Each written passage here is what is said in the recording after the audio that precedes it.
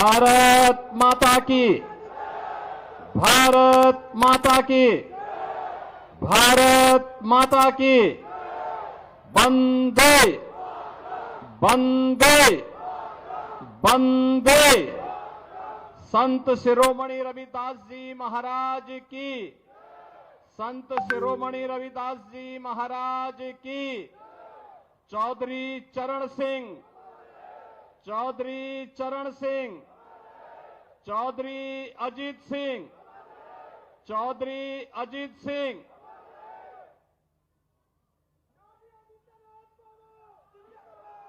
आज के इस कार्यक्रम में मंच पर उपस्थित केंद्र सरकार में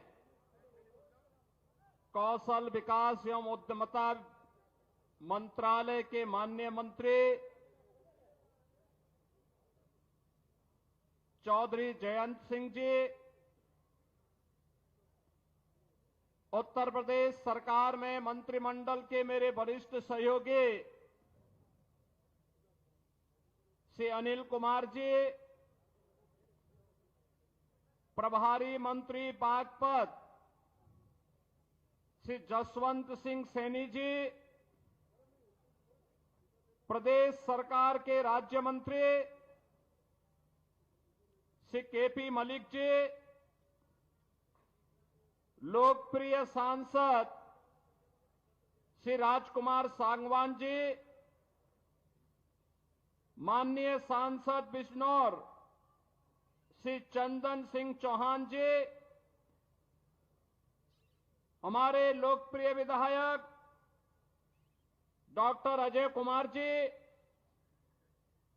श्री योगेश धामा जी, श्री गुलाम मोहम्मद जी, मंच पर उपस्थित हमारे सभी माननीय विधायकगण, भारतीय जनता पार्टी के क्षेत्रीय अध्यक्ष श्री सत्येंद्र सिंह सिसोदिया जी, जिला अध्यक्ष भारतीय जनता पार्टी से वेदपाल उपाध्याय जी, जिला अध्यक्ष राष्ट्रीय लोकदल श्री सुभाष गुर्जर जी, प्रदेश मंत्री भाजपा डॉक्टर चंद्रमोहन जी, पूर्व विधायक श्री शैलेंद्र रमाला जी, मंच पर उपस्थित भारतीय जनता पार्टी और राष्ट्रीय लोकदल के सभी सम्मानित पदाधिकारीगण और अपने प्रिय नेता के सम्मान के लिए आज उनकी पावन जयंती कार्यक्रम में उपस्थित बागपत के मेरे सभी उपस्थित बहनों और भाइयों, मैं बागपत की इस पावन धरा को, जो महाभारत कालीन एक पावन धरा है और जिस धरा को भारत के अन्नदाता किसानों के मसीहा के रूप में चौधरी चरण सिंह जी का सानिध्य प्राप्त हुआ हो, इस पावन धरा को कोटि कोटि नमन करते हुए आप सबका मैं अभिनंदन करता हूं। बहनों और भाइयों, ये एक दुर्लभ संजोग है। आज माघ पूर्णिमा है, संत शिरोमणि सदगुरु रविदास जी महाराज की पावन जयंती और अपने पूज्य पिता की विरासत को, दुनिया के प्रतिष्ठित पैकेज को छोड़ करके मातृभूमि की सेवा के लिए अपने आप को समर्पित करने वाले पूर्व केंद्रीय मंत्री चौधरी अजीत सिंह जी की भी पावन जयंती का कार्यक्रम है।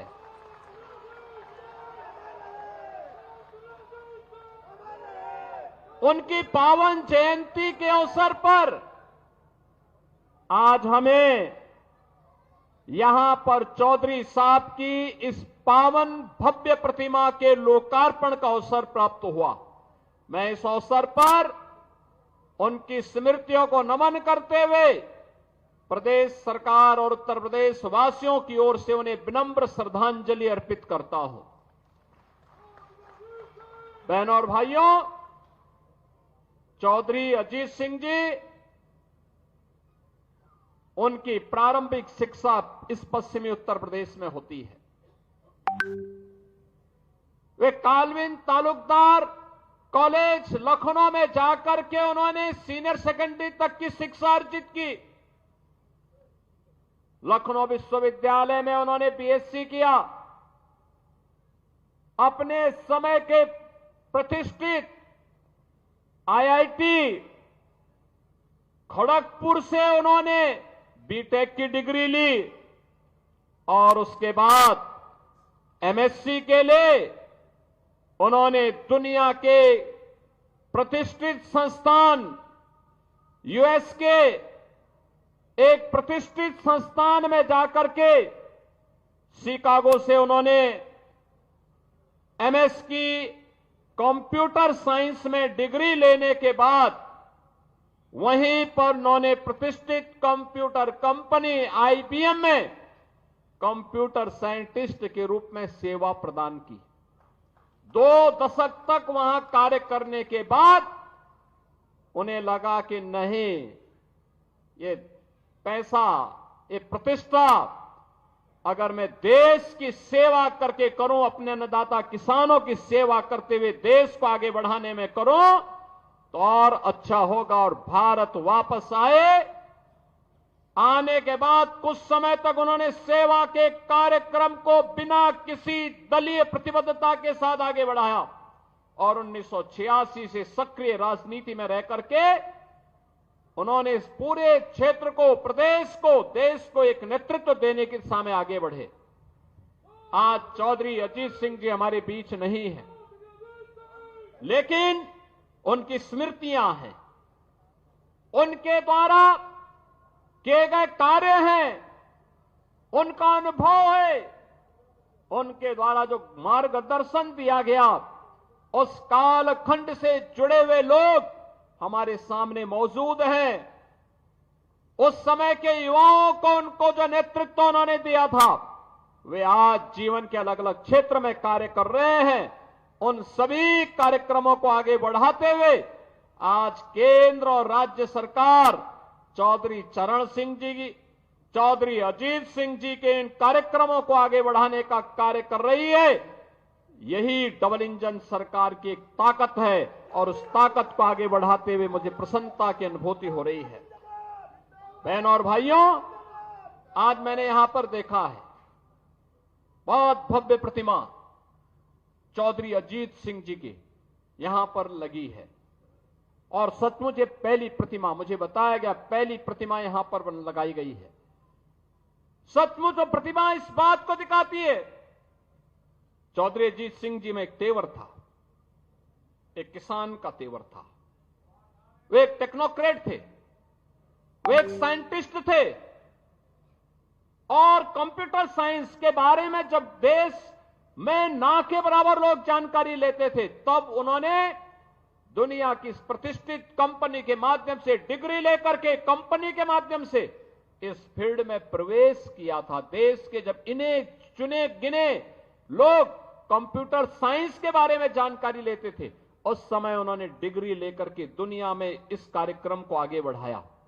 लेकिन जब देश को आवश्यकता पड़ी उनकी सेवाओं की, उस पैकेज को ठोकर मार करके वापस अपने देश में आए और फिर देश की सेवा करते हुए उन्होंने पूरा जीवन अन्नदाता किसानों के लिए, युवाओं के लिए, भारत के विकास के लिए जीवन के भारत सरकार के अलग अलग मंत्रालयों को नेतृत्व देते हुए उन्होंने इस कार्यक्रम को आगे बढ़ाया। आज वे हमारे बीच नहीं है, लेकिन उनकी स्मृतियां हमारे बीच में हैं, उनका मार्गदर्शन हमारे बीच में है, उनके द्वारा किए गए कार्य हमारे बीच में है। उससे प्रेरणा लेकर के आगे बढ़ने की आवश्यकता है। बागपत तो उनके हृदय में बसता था, लगातार यहां के विकास के लिए चिंतित रहते थे। आज जो विकास हम पश्चिमी उत्तर प्रदेश में करा पा रहे हैं, ये चौधरी चरण सिंह जी को उनके द्वारा प्रदेश के अंदर मुख्यमंत्री के रूप में, केंद्रीय मंत्री के रूप में उनका जो मार्गदर्शन उस कालखंड में प्राप्त हुआ, उनके संदर्भों को लेकर के ही हम आगे बढ़ पाते हैं। और आज मुझे बताते हुए प्रसन्नता है, बहनों और भाइयों, आज जब हम यहां पर उपस्थित हैं, मुझे बताते हुए प्रसन्नता है कि आज यहां पर जब हम एकत्र हुए हैं तो यहां पर आज 350 करोड़ रुपए से अधिक की परियोजनाओं का लोकार्पण भी हम लोग बागपत जनपद के लिए कर रहे हैं। मैं इसके लिए यहां के माननीय सांसद जी को, माननीय विधायकों को, माननीय जयंत जी को, सभी अन्य माननीयों को हृदय से बधाई देता हूं। आप सभी को अपनी शुभकामना देता हूं।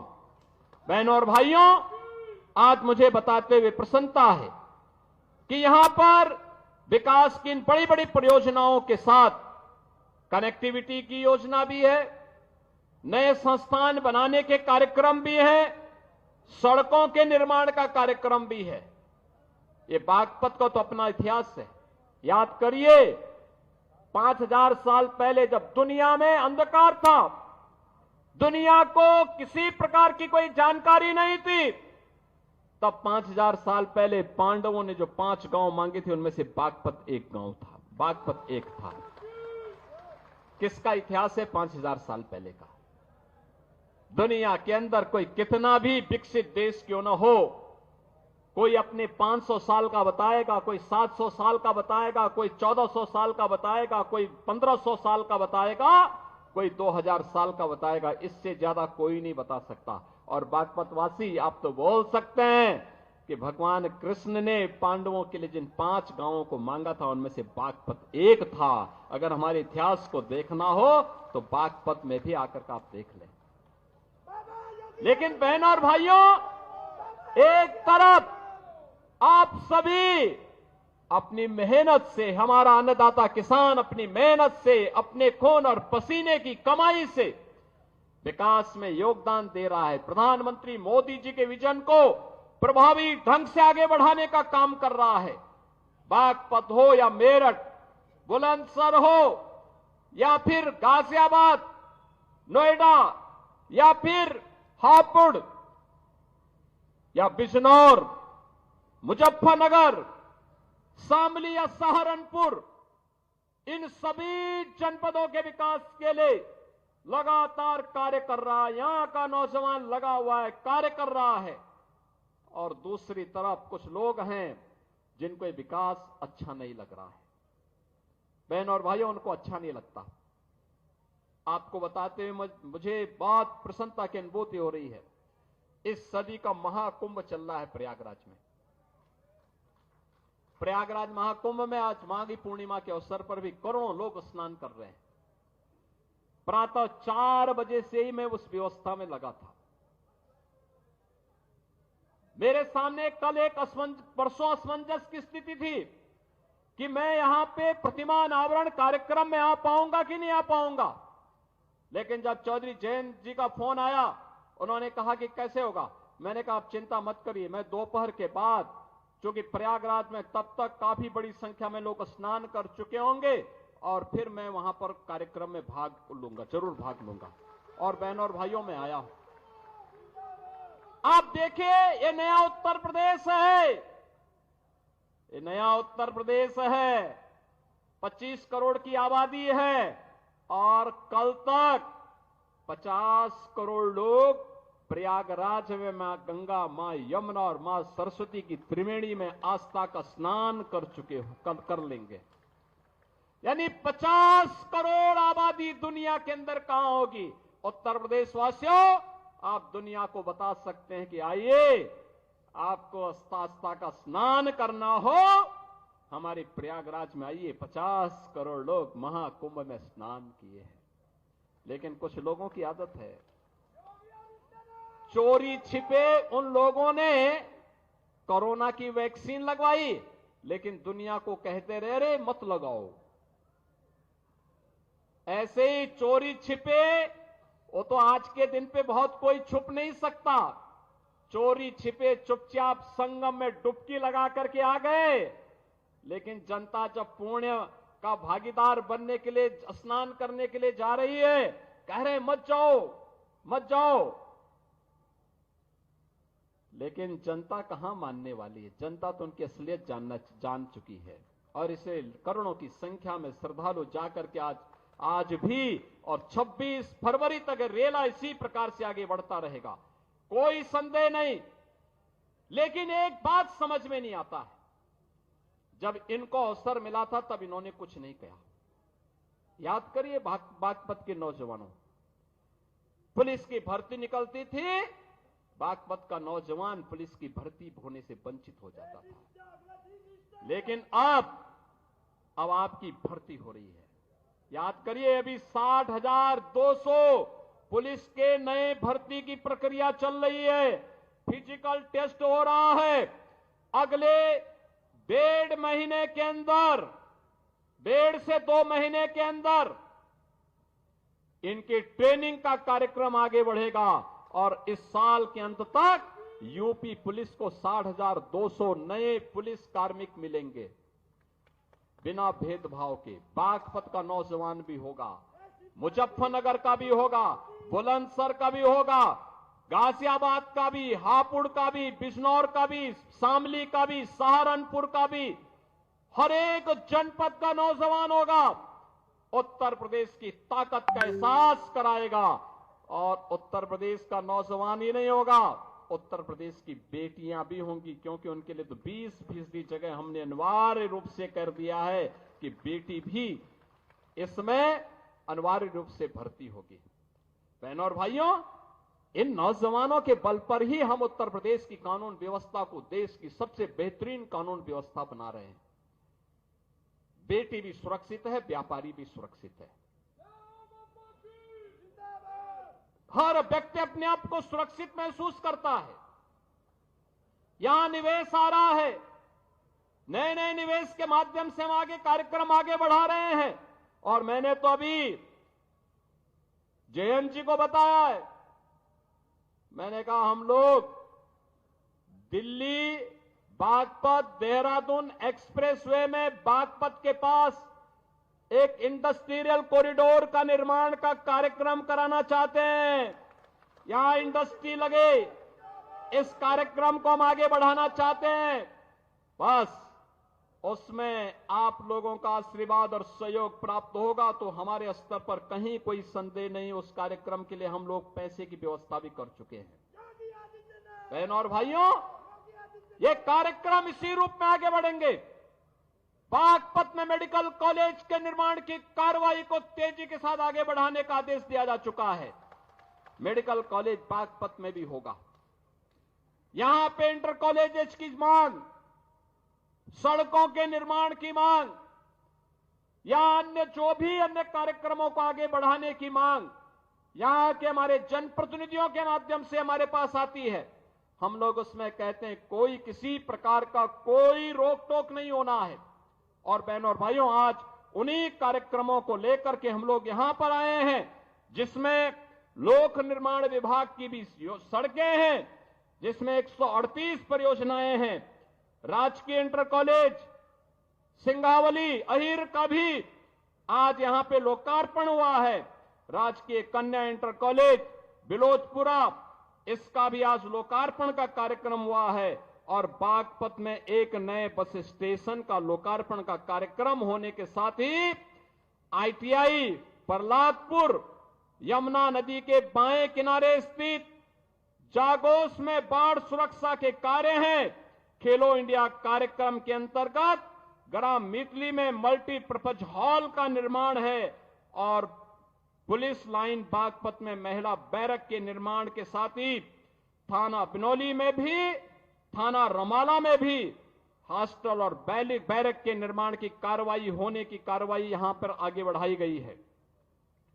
शिलान्यास के साथ ही हमने बड़ौद अमीनगर सराय मार्ग का, छपरौली से बिजवाड़ा रजवाहा माखर नहर पट्टी का निर्माण का कार्य, और बागपत से मुरादनगर मार्ग को 2 लेन चौड़ीकरण सुदृढ़ीकरण के कार्य का शिलान्यास भी किया है।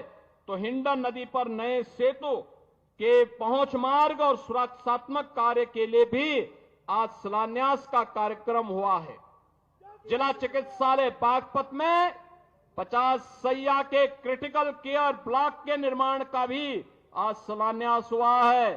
तो राजकीय आयुष यानी आयुष चिकित्सालय में हम लोगों ने यहां पर भी उसके एक ब्लॉक का, इसके साथ ही मुख्यमंत्री अभ्युदय कंपोजिट विद्यालय और सिक्का में भी उसके शिलान्यास का कार्यक्रम हुआ है। बड़ौत में अमर शहीद बाबा श्यामल सिंह स्थल के पर्यटन विकास के लिए भी हम लोगों ने 1 करोड़ की राशि यहां पर उपलब्ध करवाई है, जिससे इसका सुंदरीकरण का कार्यक्रम आगे बढ़ाया जा सके।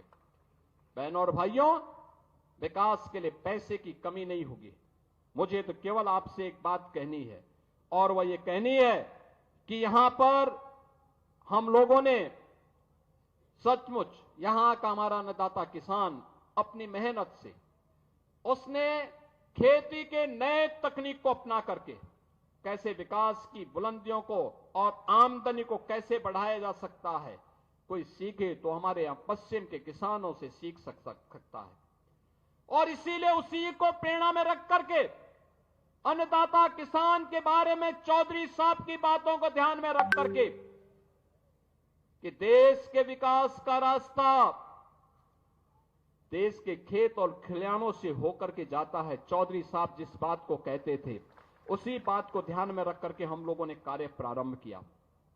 मुझे बताते हुए प्रसन्नता है कि यहां पर अब तक रमाला चीनी मिल के पुनरुद्धार के साथ ही हम लोगों ने से 5000 टीडीसी की पहले ही हम कर चुके हैं, और साथ साथ 27 मेगावाट का कोजन प्लांट भी, जिसमें विद्युत संयंत्र उससे लगा करके उसके माध्यम से ऊर्जा उत्पादन के केंद्र के रूप में भी उसे विकसित करने का काम किया गया है। और मुझे बताते हुए प्रसन्नता है बहनों और भाइयों, एक आंकड़ा जरूर आप लोग नोट करना। पिछले 8 वर्ष में, अभी 8 वर्ष हमें 25 मार्च को होंगे, लेकिन मैं आपको बताना चाहता हूं अभी तक हम लोगों ने 2017 से अब तक 2,72,600 करोड़ रुपए अन्नदाता किसान को केवल गन्ना मूल्य का भुगतान अन्नदाता किसान के खाते में सीधे किया है। यानी 2,72,600 करोड़ रुपए।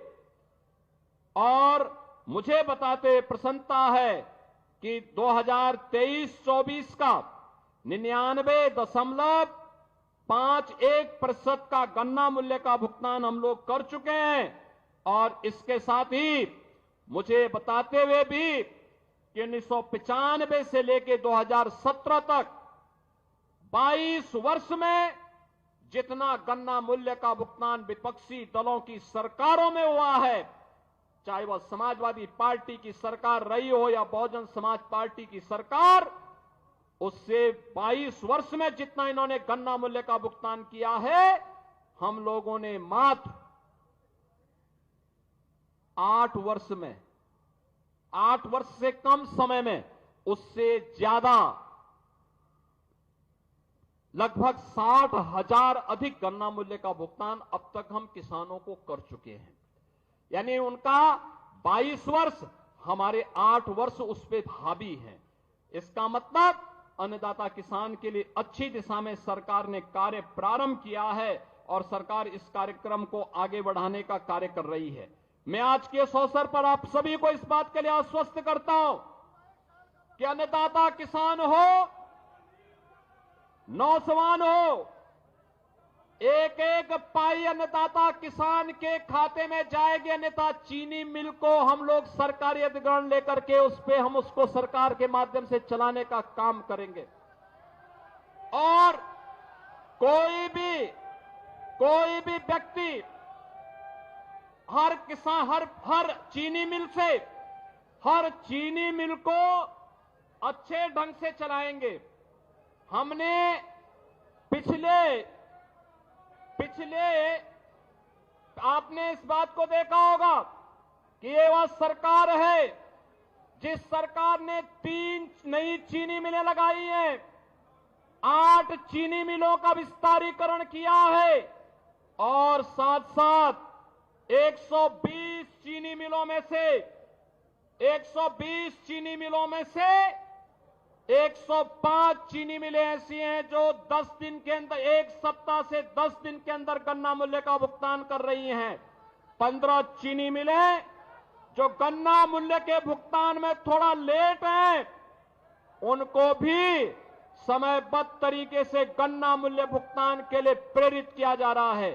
बहनों और भाइयों, मैं अन्नदाता किसानों से भी और नौजवानों को भी इस बात के लिए आश्वस्त करता हूं, अब अन्नदाता किसान की जेब पर कोई डकैती नहीं डाल सकता। अब नौजवान की नौकरी पर कोई डकैती नहीं डाल सकता। अब यहां पश्चिमी उत्तर प्रदेश की सुरक्षा पर, बेटी और व्यापारी की सुरक्षा पर कोई सेंध नहीं लगा सकता है। अगर कोई लगाएगा तो उसका खामियाजा भी भुगतने के लिए उसको तैयार होना होगा। और इसी के लिए आज सरकार आपको आश्वस्त करने के लिए आई है। आज के इस अवसर पर मैं आप सबको एक बार फिर से माघ पूर्णिमा की हृदय से बधाई देता हूं। आज संत रविदास जी की पावन जयंती पर सरकार ने इसीलिए अवकाश घोषित किया था कि लोग पावन नदियों में, सरोवरों में स्नान कर सकें, उसका आनंद भी ले सकें, संत शिरोमणि के प्रति अपनी श्रद्धा को व्यक्त भी कर सकें। और इसके साथ ही सरकार ने यह भी तय किया है कि हम लोग इन महापुरुषों से जुड़े हुए सभी कार्यक्रमों को आगे बढ़ाने का कार्यक्रम करेंगे।